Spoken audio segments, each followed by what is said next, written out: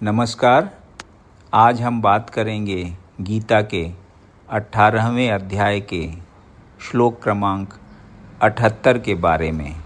यत्र योगेश्वरः कृष्णो यत्र पार्थो धनुर्धरः तत्र श्रीर्विजयो भूतिर्ध्रुवा नीतिर्मतिर्मम।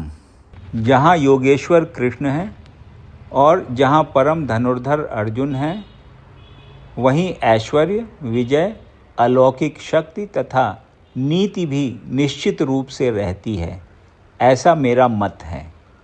तात्पर्य: भगवत गीता का शुभारंभ धृतराष्ट्र की जिज्ञासा से हुआ। वह भीष्म, द्रोण तथा कर्ण जैसे महारथियों की सहायता से अपने पुत्रों की विजय के प्रति आशावान था। उसे आशा थी कि विजय उसके पक्ष में होगी। लेकिन युद्ध क्षेत्र के दृश्य का वर्णन करने के बाद संजय ने राजा से कहा, आप अपनी विजय की बात सोच रहे थे, लेकिन मेरा मत है कि जहाँ कृष्ण तथा अर्जुन उपस्थित हैं, वहीं संपूर्ण श्री होगी। उसने प्रत्यक्ष पुष्टि की कि धृतराष्ट्र को अपने पक्ष की विजय की आशा नहीं रखनी चाहिए। विजय तो अर्जुन के पक्ष की निश्चित है, क्योंकि उसमें कृष्ण हैं। श्री कृष्ण द्वारा अर्जुन के सारथी का पद स्वीकार करना एक ऐश्वर्य का प्रदर्शन था। कृष्ण समस्त ऐश्वर्यों से पूर्ण हैं और इनमें से वैराग्य एक है। ऐसे वैराग्य के भी अनेक उदाहरण प्राप्त हैं, क्योंकि कृष्ण वैराग्य के भी ईश्वर हैं। युद्ध तो वास्तव में दुर्योधन तथा युधिष्ठिर के बीच था। अर्जुन अपने ज्येष्ठ भ्राता की ओर से लड़ रहा था। चूँकि कृष्ण तथा अर्जुन युधिष्ठिर की ओर थे, अतएव युधिष्ठिर की विजय ध्रुव थी। युद्ध को यह निर्णय करना था कि संसार पर शासन कौन करेगा। संजय ने भविष्यवाणी की कि सत्ता युधिष्ठिर के हाथ में चली जाएगी। यहाँ पर इसकी भी भविष्यवाणी हुई है कि इस युद्ध में विजय प्राप्त करने के बाद युधिष्ठिर उत्तरोत्तर समृद्धि लाभ करेंगे, क्योंकि वे न केवल पुण्यात्मा तथा पवित्रात्मा थे, अपितु वे कठोर नीतिवादी थे। उन्होंने जीवन भर कभी असत्य भाषण नहीं किया था। ऐसे अनेक अल्पज्ञ व्यक्ति हैं जो भगवत गीता को युद्ध स्थल में दो मित्रों की वार्ता के रूप में ग्रहण करते हैं, लेकिन इससे ऐसा ग्रंथ कभी शास्त्र नहीं बन सकता। कुछ लोग विरोध कर सकते हैं कि कृष्ण ने अर्जुन को युद्ध करने के लिए उकसाया, जो अनैतिक है। लेकिन वास्तविकता तो यह है कि भगवत गीता नीति का परम आदेश। यह नीति विषयक आदेश 9वें अध्याय के 24वें श्लोक में है। मन मना भव मद भक्तः।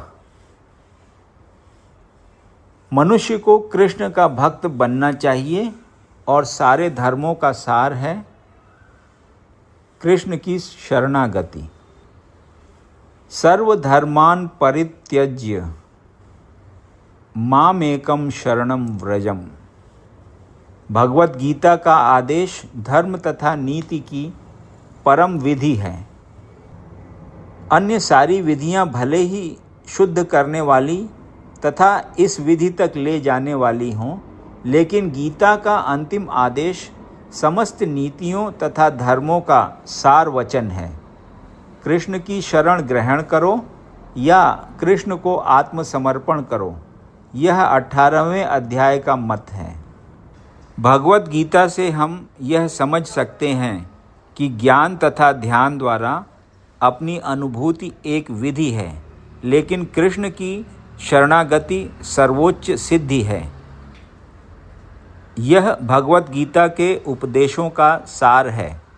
वर्णाश्रम धर्म के अनुसार अनुष्ठानों का मार्ग ज्ञान का गुह्य मार्ग हो सकता है।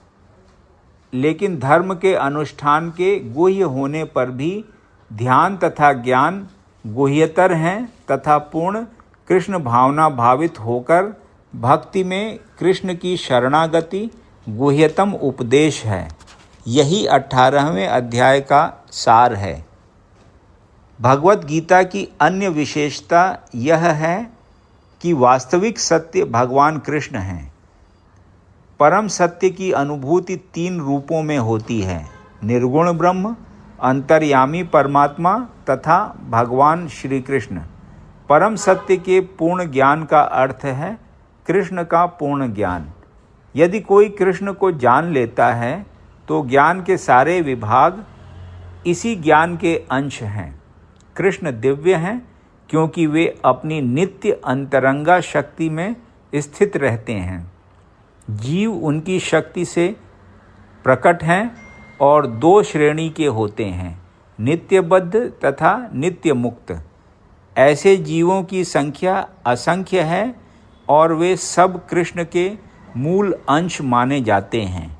भौतिक शक्ति 24 प्रकार से प्रकट होती है। सृष्टि शाश्वत काल द्वारा प्रभावित है और बहिरंगा शक्ति द्वारा इसका सृजन तथा संहार होता है। यह दृश्य जगत पुनः पुनः प्रकट तथा अप्रकट होता रहता है। भगवत गीता में 5 प्रमुख विषयों की व्याख्या की गई है: भगवान, भौतिक प्रकृति, जीव, शाश्वत काल तथा सभी प्रकार के कर्म। सब कुछ भगवान कृष्ण पर आश्रित है। परम सत्य की सभी धारणाएं, निराकार ब्रह्म, अंतर्यामी परमात्मा तथा अन्य दिव्य अनुभूतियां भगवान के ज्ञान की कोटि में सन्निहित हैं। यद्यपि ऊपर से भगवान, जीव, प्रकृति तथा काल भिन्न प्रतीत होते हैं, लेकिन ब्रह्म से कुछ भी भिन्न नहीं है। लेकिन ब्रह्म सदैव समस्त वस्तुओं से भिन्न है। भगवान चैतन्य का दर्शन है अचिंत्य भेदा भेद। यह दर्शन पद्धति परम सत्य के पूर्ण ज्ञान से युक्त है। जीव अपने मूल रूप में शुद्ध आत्मा है। वह परमात्मा का एक परमाणु मात्र है। इस प्रकार भगवान कृष्ण की उपमा सूर्य से दी जा सकती है और जीवों की सूर्य प्रकाश से। चूँकि सारे जीव कृष्ण की तटस्था शक्ति हैं, अतएव उनका संसर्ग भौतिक शक्ति यानी अपरा या आध्यात्मिक शक्ति यानी परा से होता है। दूसरे शब्दों में, जीव भगवान की 2 शक्तियों के मध्य में स्थित है और चूँकि उसका संबंध भगवान की पराशक्ति से है, अतएव उसमें किंचित स्वतंत्रता रहती है। इस स्वतंत्रता के सदुपयोग से ही वह कृष्ण के प्रत्यक्ष आदेश के अंतर्गत आता है। इस प्रकार वह ह्लादिनी शक्ति की अपनी सामान्य दशा को प्राप्त होता है। यदि आपको ये वीडियो पसंद आया तो इसे लाइक करें और ऐसे ही अन्य वीडियोज़ को सुनने के लिए इस चैनल को सब्सक्राइब करें। धन्यवाद।